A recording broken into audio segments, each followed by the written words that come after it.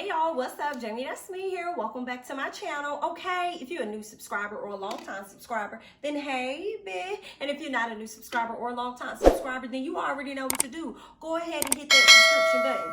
Okay, so let's go ahead and get into Real Housewives of Atlanta. We see Porsha still out here protesting, okay, on behalf of Breonna Taylor. There has yet to be justice to be served regarding the case of Breonna Taylor. So she's still out here protesting, doing her thing. She ended up getting locked up again. And she said that they was like, girl, we're going to make a example out of you, honey. You're not going to get out as soon as you think you are. So they made sure that she was the very last person to be released, okay, from the jail. All right, so it was a bit difficult for her, but Porsha's not going to give up. She's going to continue to fight until something is done, okay? So let's move on to Mama Drew. So Mama Drew at the house, y'all know she got into it with her man, okay? Her and Ralph got into it on the anniversary. They woke up the next day. They just pretty much kind of skirted everything under the rug, like ain't that never happened or whatever. That's how they deal with their issues. And then it just continues to re-show itself up in different areas at different times of the relationship, okay? So she over there making pancakes with the cute little baby, and I'm over here like, girl, what's going on with these pancakes? Because they not brown enough. Are these vegan?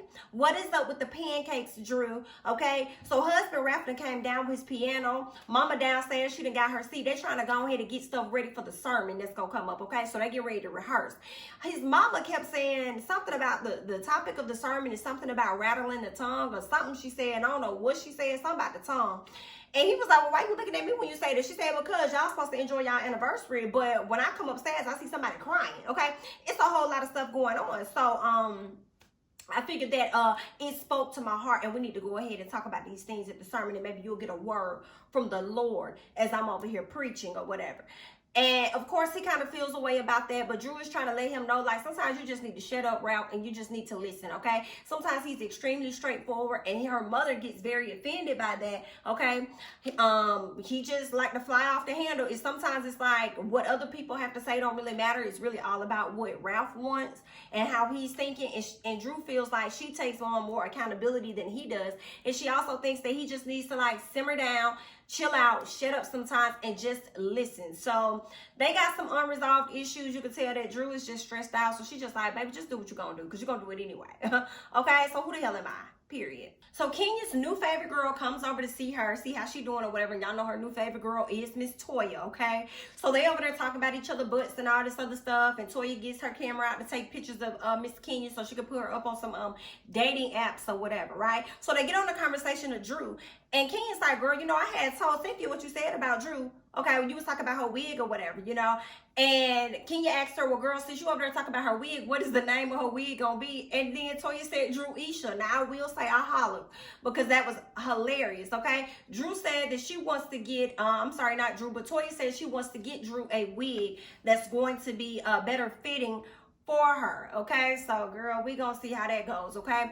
So Kenya asked her, well, girl, outside of that, how do you feel about Drew? Do you have any other issues with her? She's like, girl, no, I ain't got no other issues with her. My only issue was her hair. That was it, but I ain't got no problems with her at all. Like, she cool. We see each other or whatever. So Kenya's like, okay, then, but when she called you out about your husband, about the marriage, the separation, you feel no way?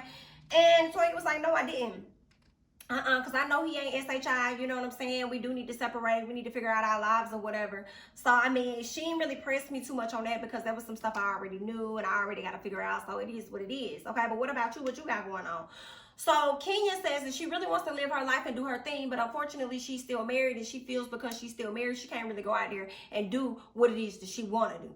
Okay, so, child, she could, but she ain't, and I understand, okay? So, okay, girl, good luck. So Candy at the house, she over there working out. Miss Cynthia over there working out with her. Miss Kenya decided she was going to pull up and get a little workout in. Two of them ladies ain't really do no workout at all. But they was sitting up there flashing back, reflecting on all of the weight gain that they've gotten over the years and during quarantine. So they over there trying to get down with the pounds, okay? Y'all know Riley is graduating, so they are going to get in the Sprinter, Candy and the family, and they are actually going to drive and take a road trip all the way up to New York, drop Miss Riley off, and then they're going to head back down, okay? In addition to that, you know, Cynthia wanted to talk about the wedding, talk about COVID, talk about the regulations and everything that's going on, and how she may have to change her wedding count in order to follow protocol at the time or whatever, right? So she was like, okay, I'm going to have to figure all that out. or whatever. So then they asked her about a prenup. She was like, well, you know, we talked about it, but we really ain't moved forward to do anything with it. So Kenya and Candy are heavily encouraging her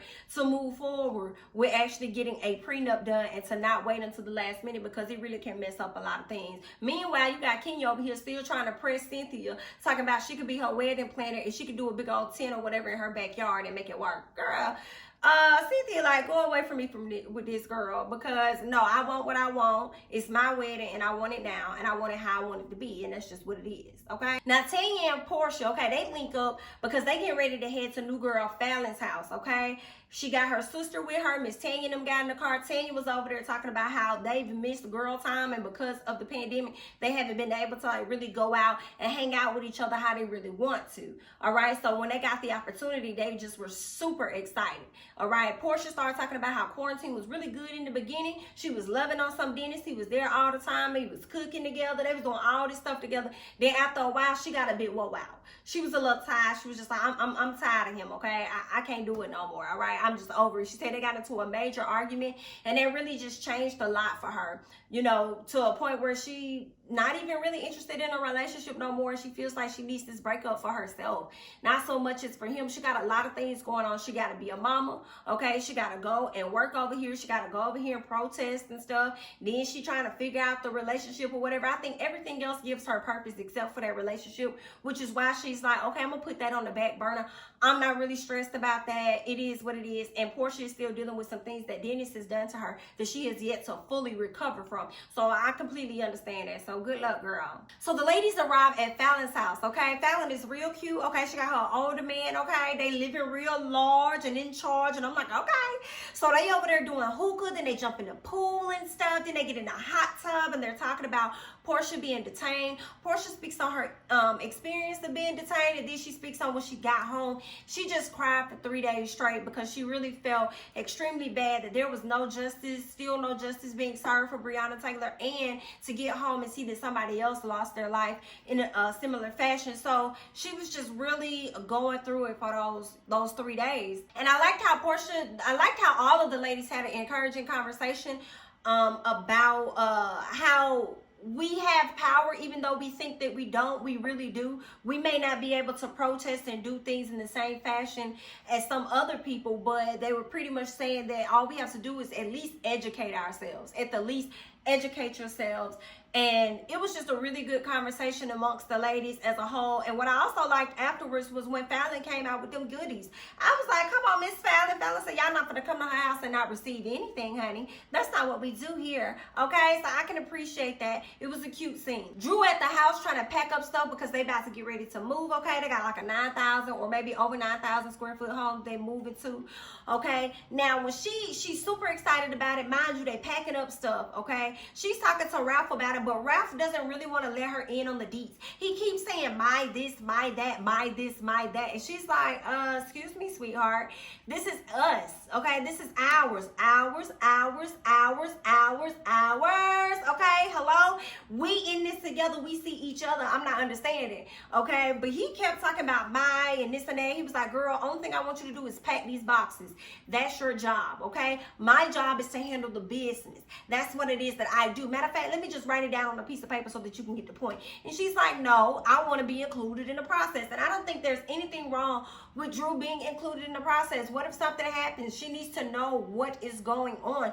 I don't think that's fair for him to leave her in the dark. It seems like he really wants her to be just a housewife. You just do that, and he's going to take care of all of the financial things. And that's cute and that's cool. But I also think that it will behoove him to allow her to be in on the process and know something.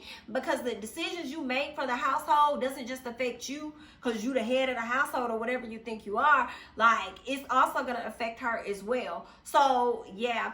And when she was just pretty much hounding him about that, like, he was giving her pushback. He gets in the car and he's just like, girl, you just won't give me a break. And she was like, no, I am giving you a break. I told you that you're a good husband. I said that, but I also think that you have room and areas where you can grow. And speaking of which, you know, I got us a therapist. He was like, okay, so you got a therapist. Okay, so you already talked to her. You already secured it. She was like, yeah, I did. He was like, okay, so she already has a one-sided view of me and how it is I need to fix myself. And I'm just watching the screen like, Ralph, you make an issue out of everything. And I was so glad that Drew followed up and said that, like, you do. And I hope that this therapist is able to get through to you, because Ralph sees things as what Ralph wants, and what Ralph say is what goes, okay? And I liked how Drew also highlighted, she was like, I feel like I see his value, but he doesn't always see mine. That's a point you need to bring up in therapy, girl, because I definitely see that, and I definitely agree with that, okay? I don't know what happened to him in his childhood that makes him feel like he has to take on that role, that he has to assume certain responsibility and be this and be that or whatever. And I feel like you can do those things, but there's also nothing wrong with seeing the value in her, and then also allowing her to be a part of those processes that you guys go through or whatever. But that's just my opinion, honey, okay? But either way, y'all, good luck. Let's move on. Cynthia and Mike, they take a tour of this wedding venue. Mal also comes along. Y'all know Mal is Cynthia's sister. This venue is the bomb. It is beautiful, in my opinion. Like, it looked really, really good. Cynthia was just here for it, honey. They had their wedding planners. They was giving them ideas of how things would be in this room, and what we're going to do over here, and what we could do over there. Then they go outside to the balcony, and you see all of the golf land or whatever, the area where she probably would get married at outside. And the conversation pretty much comes up about the regulations, you know, due to C-19, everything going on with that. And the lady let him know that, like, well, we're going to do indoor and outdoor events, okay? So it's going to be a lot of stuff going on, so everybody doesn't have to be piled up in one area. We'll have indoor and outdoor areas or whatever. And so she stepped away so they could talk. And basically, Mike does not care about this wedding, okay? Cynthia is the one that wants this wedding. And I understand so much why she wants it. But Mike is like, listen, I just want that date secure. I'm trying to be with you. That's all that matters to me. As long as we got 10, 10, 10, 20, like whatever, that's what I want. Cynthia's feeling away because she's like, the date doesn't really matter to her that much, but she wants the wedding. And I'm like, girl, you talking about the date don't matter, but you walking around with earrings that says 10, 10, 20, 20. Girl, that date definitely matters. And I was glad that Mike called her out and was like, girl, you talking about the date don't matter, but you the main one talking about the date. Ain't nobody else talking about it but you, okay? Then she speaks on how, you know, she really just wants to have this big wedding. She said that it was because of him. He like, girl, I don't care about none of that SHI. I already told you that. Okay, I just want to marry you. That's what's important for me, okay? And Cynthia, I get it. You know, she really wants that big wedding. She tried to punt it off like it was on him, but it's her. She had a terrible wedding. She feels like with Peter. So she feels like the wedding is an indicator of how the marriage, I guess, is going to go. So she had a lot of things, scandal and stuff going on as it pertains to her sister and her mom regarding her wedding with Peter. And obviously they didn't last, but she has a completely different feeling when it comes to Mike. And she really wants a wedding that's going to match genuinely how she feels about him. She wants to have a beautiful wedding with her beautiful man. And I completely understand that. And overall, she got what she wanted. Okay, so let's move on. So, of course, as they're leaving the venue, they in the car ride. And, you know, Mike and Cynthia, they going back and forth. They bickering. And I'm over here watching the rain in the background. And I'm seeing the area that y'all in. Okay, and I know y'all probably over there close by, you know, like Spaghetti Junction, somewhere past Sandy Springs or whatever like that.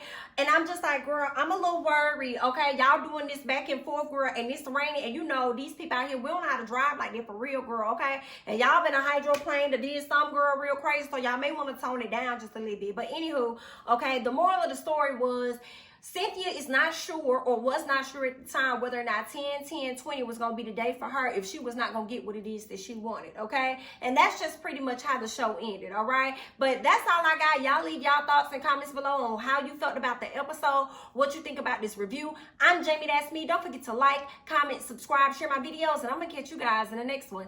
Bye-bye.